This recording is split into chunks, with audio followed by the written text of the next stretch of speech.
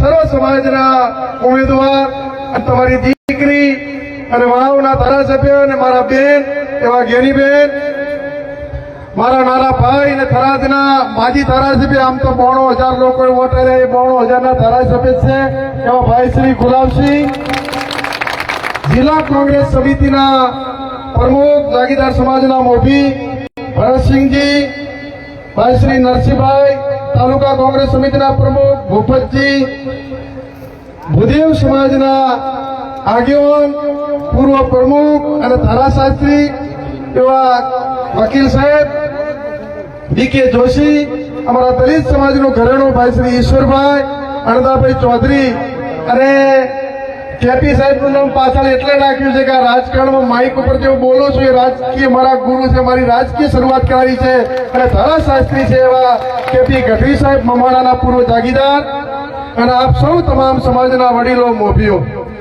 આપ સૌને આટલી બધી સંખ્યામાં ટૂંક સમયમાં ખાલી કાલે જ કહેવાયું હતું, અને આપ સૌ સર્વ સમાજના વડીલો, મારી માતાઓ બહેનો અને રા નવઘણ જેવા મારા યુવાન મિત્રો, આપ સૌને વંદન નમન. આ ચૂંટણી એ ભાજપ કોંગ્રેસની ચૂંટણી નથી શૈલેષભાઈ માળી, આ ચૂંટણી એ બનાસકાંઠાના સ્વાભિમાન માટેની ચૂંટણી છે. બનાસકાંઠાને કોઈ દબાવવા નીકળ્યા હોય, જિલ્લા બહારના લોકોએ જયારે બનાસકાંઠાને કોઈ નમાલો સમજતા હોય તો બનાસકાંઠાની ધરતી એ વીરોની ધરતી છે. ધડ ધીંગાણે માથા મસાણે મારે તો ઠાકોરજીને પાળિયા થઈને પૂજાવું, મારે ઠાકોરજી નથી થવું, મારે ઠાકોરજી નથી થવું ઘડવૈયા, મારે તો પાળિયા થઈને પૂજાવું, એવી આ વીરોની ભૂમિ છે. આ ભૂમિને નમન વંદન કરીને આપ સૌને કહું છું કે આ ચૂંટણી કોંગ્રેસ કે ભાજપ નથી લડતી, આ ચૂંટણી 36 કોમ લડે છે, 18 આલમ લડે છે, અને બનાસની બેન ગેની બેન એવું સૂત્ર તમામ જનતાએ આપ્યું હતું.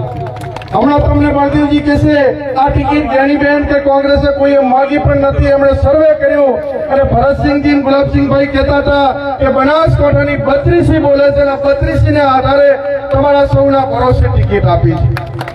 અને વિશેષ તો તમામ સમાજોને કહું છું, પણ ખાસ કરીને ઠાકોર સમાજને કહું છું, આઝાદીના 75 વર્ષ અમૃત મહોત્સવ હમણાં લોકો ઉજવતા હતા, એમને પૂછો અમૃત મહોત્સવ તો તમે ઉજવો છો, પણ ઠાકોર સમાજને કોંગ્રેસ પાર્ટીએ ટિકિટ આપી ઠાકોર સમાજની કદર કરી છે. 75 વર્ષ પછી એક પણ પાર્ટીએ નથી આપ્યા, કોંગ્રેસ પાર્ટીએ ટિકિટ ગેનીબેનને નથી આપી. આ ટિકિટ ઠાકોર સમાજ અને 36 કોમના સન્માન માટે ટિકિટ આપી છે. ત્યારે આ નાવને તારવી કે ડૂબાડવી એ જવાબદારી આપ સૌની છે. આ નાવને તારશો ને, બે હાથ ઊંચા કરીને સાક્ષી આપો કે નાવ તમારા ભરોસે ધરતી મૂકી દે, અમે તારશું. બોલાવો સદારામ બાપાની. આપ સૌને વિશેષ કેપી સાહેબ હમણાં કહેતા હતા કે ઘણા બધા આગેવાનો ભાજપમાં ધુરંધર જાતા રહે, ત્યારે ગેનીબેન ગુલાબસિંહ ભરતસિંહજી ગાડીમાં ધાનેરાથી આવતા ત્યારે ચર્ચા કરી, અને ચર્ચા કરતા યાદ આવ્યું મારો રાખા નેહડાનો ઠાકોર. એ લોકોને અણદાભાઈ કીધું કે રાખા નેહડામાં મજૂર વર્ગ છે, અને 50% 60%થી ઠાકોર આખે આખું 100% ગામ ઠાકોરોનું, અને બહાર રહેતા હતા. અને અમે 2012 ને 17 ની ચૂંટણીમાં કીધું કે તમારા મતદારો બહાર છે, સાધનોની વ્યવસ્થા કરો. ત્યારે ગામના યુવાન ઠાકોરો આંખમાંથી આવડા નીકળી ગયા, અમને કીધું કે ચૂંટણી જાહેર થઈ ત્યારે અમે ભેગા થઈને ભાગમાં કોલસાની ભઠ્ઠીઓ પાડી છે, અને પૈસા બચ્યા છે, એના ઉપરથી અમે મતદારો લાવશું, અમારે બેનના પૈસા નથી જોઈતા. મારો તૈયબ હોય, દુર્દર્શન હોય, આ મોરિકા ઈશ્વરભાઈ હોય, 2017 ની ચૂંટણીમાં મારા દલિત સમાજે બેનની ડિપોઝિટ માટેની ફી ભેળી કરી, અને દલિત સમાજે મેલે પણ મેઘવાન ન મેલે એ સમાજે ડિપોઝિટ ભરીને 2017માં બેનને જીતાડ્યા હતા. ત્યારે આપ સૌને પણ વિનંતી કરવી છે કે તમારી પાસેથી પૈસા નથી જોઈતા, પણ આ 36 કોમના ઉમેદવાર છે, સર્વ સમાજના ઉમેદવાર છે. આપ સૌ અત્યારે તમે આવ્યો છો ત્યારે તમને વિનંતી કરું છું, મારું પણ માગું નહીં તન કે કાજ, પરમારથને કારણે માગતા ના આવે લાજ. એક ઠાકોર સમાજની દીકરી મારી બેન માટે તમારી પાસે ખોળા પાથરીને ભીખ માંગુ છું, અને આ ભીખ રૂપી ખોળા છલકાવી અને લોકસભામાં આખા ગુજરાતમાં સૌથી વધુ લીડથી જીતાડો, અને દિલ્હીના દરબારમાં ખબર પડે કે આ બળદેવજી કોંગ્રેસ પાર્ટી શક્તિસિંહ બાપુએ જે ભરોસો મૂક્યો હતો એ ભરોસા ઉપર બનાસકાંઠાની 18 આલમ ખરી ઉતરી છે. આપ સૌના વિશ્વાસે સૌ લડવા નીકળ્યા. આ વિસ્તારે પોતાનું ઘર છે. કદાચ કોંગ્રેસ પક્ષના આગેવાનો મોવડીઓ આવી શકે ના આવી શકે, આપ સૌ સર્વ સમાજના ઉમેદવાર જ્ઞાનીબેનને જીતાડવા આજથી જ્ઞાનીબેન બનીને આપ સૌ લડજો.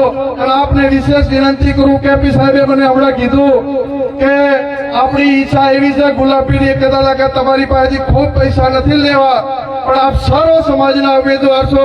તમારા બધા પાસેથી એક જણા પાસેથી 11,000 ખાલી 11 રૂપિયા ચોટલામાં આપણે જૂની પ્રથા 11 રૂપિયાની હતી, એમ 11 રૂપિયાનો આજથી ચોટલો કરી અને બનાસકાંઠાની સર્વ સમાજની બેન બનાસની બેનને 11 રૂપિયા આખા જિલ્લામાંથી ઘર દીઠ ઈશ્વરલાલ લઈ અને ડિપોઝિટથી, તમારી ડિપોઝિટથી ચૂંટણીનું ફોર્મ ભરવાનું છે, તમારા ભરોસે ભરવાનું છે. ત્યારે આપ સૌ આજે જ 11 રૂપિયાની શરૂઆત ગુલાબસિંહજી તમે બધા કરજો. ઈશ્વરલાલ, મારે શરૂઆત તો મારા દલિત સમાજથી કરવી પડે કે દલિતોને જોવું ને મારું છાતી ગદગદ ફૂલે છે. જૈનો અડધા ભાઈ ગંગાજી જાતા હતા અને એમણે મારો રોહિદાસ કીધું કે મારો આ ટકોર લેવો અને ગંગા હાથો હાથ લેતો હાલજો ના હાલજો, એવા મારા દલિત સમાજ રોહિદાસનો ગંગા મૈયા પ્રગટ થઈ અને રૂપિયો હાથો હાથ લીધો હતો. એવો મારા દલિત સમાજથી શરૂઆત કરવાની હોય, સર્વ સમાજથી કરવાની હોય. ત્યારે આપ સૌને વિશેષ ના કહેતો આજથી ચૂંટણીના શરૂઆત રણસિંહવાથી ફૂક્યું છે.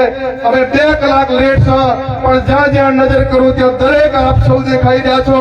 અને યુવાનોને દેખું ત્યારે આજે યાદ આવે છે ઘણી બધી આ ચૂંટણી આપણે જે લડવાની છે એ સામ દામ દાન ભેદ તંત્રનો દુરુપયોગ કરશે.